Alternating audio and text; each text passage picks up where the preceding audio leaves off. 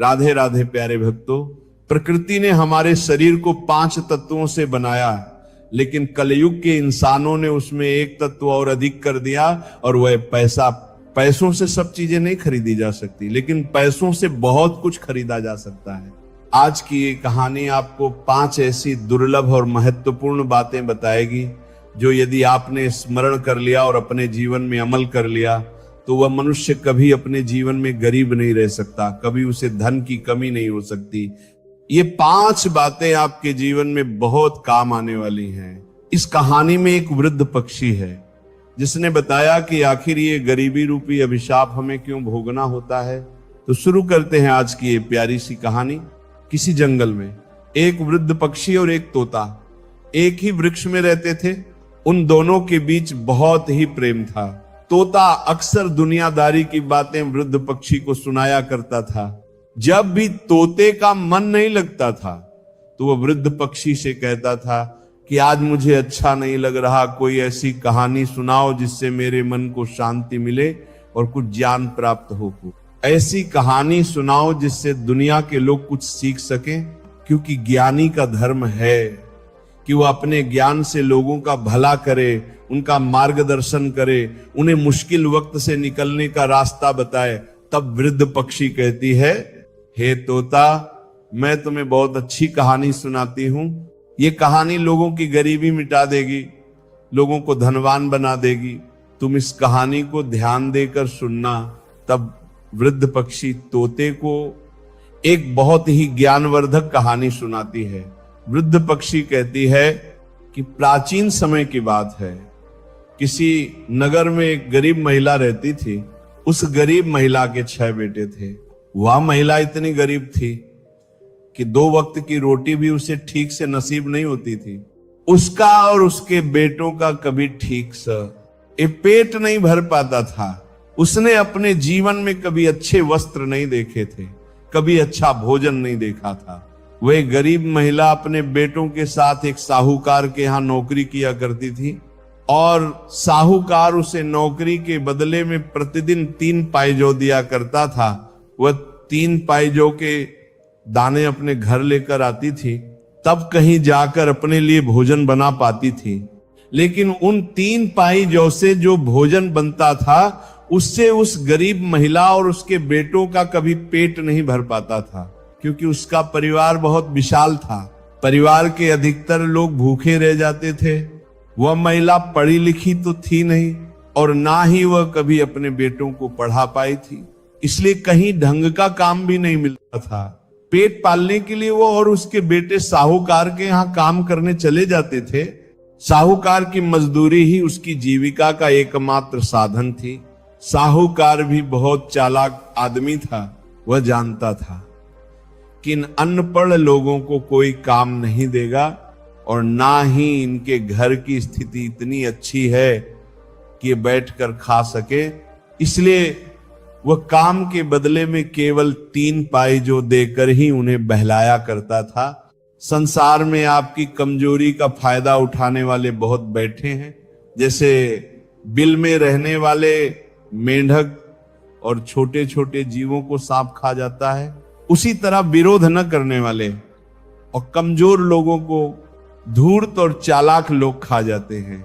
साहूकार उस महिला को धमका कर रखता था, इसलिए वह भय की वजह से साहूकार के यहाँ काम करती थी और उस काम को छोड़ नहीं पाती थी।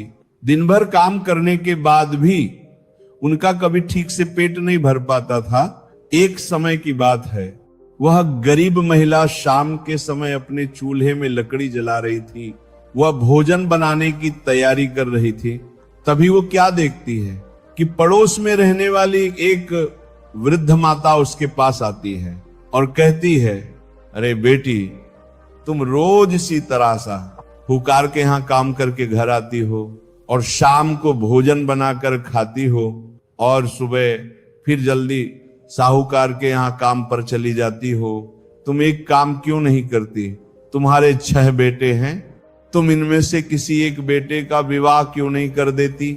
जब तुम्हारे घर में बहू आ जाएगी तो तुम्हारे लिए काफी सुविधाएं हो जाएंगी, वह घर संभाल लेगी।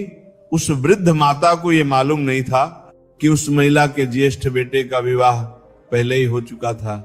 उस गरीब महिला ने कहा, हे माता, मेरे ज्येष्ठ बेटे का विवाह तो हो चुका है, लेकिन उसकी बहू इस समय अपने मायके में रहती है। तब वृद्ध माता कहती हैं, तो तुमने भोजन बनाने के लिए अपनी बहू को बुलाया क्यों नहीं? महिला ने उत्तर दिया, वृद्ध माता, आप तो सब कुछ देख ही रही हैं कि हमारे घर की हालत क्या है। ना तो बारिश से बचने के लिए सिर पर छत है और ना ही लेटने बैठने के लिए कोई चारपाई नहीं है। बहू को बुलाकर हम उसे कहां रखेंगे? और हमारे घर पर कोई अच्छे सही सलामत वस्त्र भी नहीं है जिन्हें बिछाकर वो बेचारी रात बिता सके। यहां अपने लिए भी पेट भरने को भोजन नहीं है। बहू आ जाएगी तो उसका खर्च कैसे करेंगे? इसलिए हम बहू को नहीं लाते हैं। तब वो वृद्ध माता पूछती है, अरे बेटी, तुम्हारे पुत्र की शादी हुई कितना समय हो चुका है? तब वह गरीब महिला कहने लगी, अरे माता जी, हमारे पुत्र की शादी हुए पूरे 2 साल हो चुके हैं। माता जी ने फिर पूछा, जब 2 साल हो चुके हैं तो क्या तब से लेकर अब तक तुम्हारी बहू तुम्हारे घर पर नहीं आई? गरीब महिला ने सिर झुकाकर कहा, हाँ माता जी, वह मेरे घर पर अभी तक नहीं आई है, क्योंकि हमने उसे बुलाया ही नहीं। तब बुढ़िया कहती हैं, बेटी, तुम ऐसे कब तक परेशान रहोगी? इसलिए अपनी बहू को अपने घर बुलवा लो। उस महिला ने भारी मन से जवाब दिया, माता जी, हाँ, मैं माफ करना, हमारे पुत्र के पास भी सही सलामत वस्त्र नहीं है जो उन्हें पहनकर वो अपने ससुराल जाकर बहू को बुला लाए। तब वृद्ध माता जी ने धीरे से कहा, अगर ऐसी बात है तो तुम चिंता मत करो, मेरे घर से मेरे बेटे के वस्त्र ले जाओ और उन्हें पहनाकर तुम अपने बेटे को भेज दो। और वह माता जी उस गरीब महिला को अपने साथ लेकर अपने घर गई, अपने बेटे के वस्त्र निकाल कर लाई और उन्हें देते हुए बोली, इन वस्त्रों को ले जाओ, अपने बेटे को पहना दो और उससे कहना कि वह ससुराल जाकर अपनी बहू को बुला लाए। वह गरीब महिला उन वस्त्रों को लेकर जब अपने घर आई तो उसने अपने ज्येष्ठ बेटे को बुलाया और कांपती आवाज में कहा, बेटा, इन वस्त्रों को पहनकर तुम अपनी ससुराल जाओ और अपनी पत्नी को लेकर आओ। इधर वस्त्र पहनकर वह युवक अपनी ससुराल पहुंचा और उसके ससुराल वालों ने जब उसे देखा तो उसका खूब सेवा सत्कार किया। 2 दिन तक वह वहां रुका, फिर वह अपनी पत्नी को लेकर अपने घर की ओर चल दिया। लेकिन जब वह अपने गांव के पास पहुंचा तो उसके मन में एक विचार उठा, हमारे घर पर तो टूटी हुई चारपाई है, घर की हालत बहुत खराब है। अगर मेरी पत्नी इस हाल में घर में गई तो मुझे शर्म के कारण सिर झुकाना पड़ेगा। और तब उसने मन ही मन सोचा, चलो पड़ोस वाली माता जी के घर पर ही अपनी पत्नी को ठहरा देता हूं। इतना सोचकर वो अपनी पत्नी को लेकर उस वृद्ध माता जी के घर गया और अपनी पत्नी को वहीं ठहरा दिया। फिर अकेला अपने घर चला आया। उस पत्नी को ये पता नहीं था कि ये घर उसका नहीं है, बल्कि उसके पति ने उसे किसी और के घर में ठहराया है। रात भर वह पत्नी उस वृद्ध माता जी के घर में रही।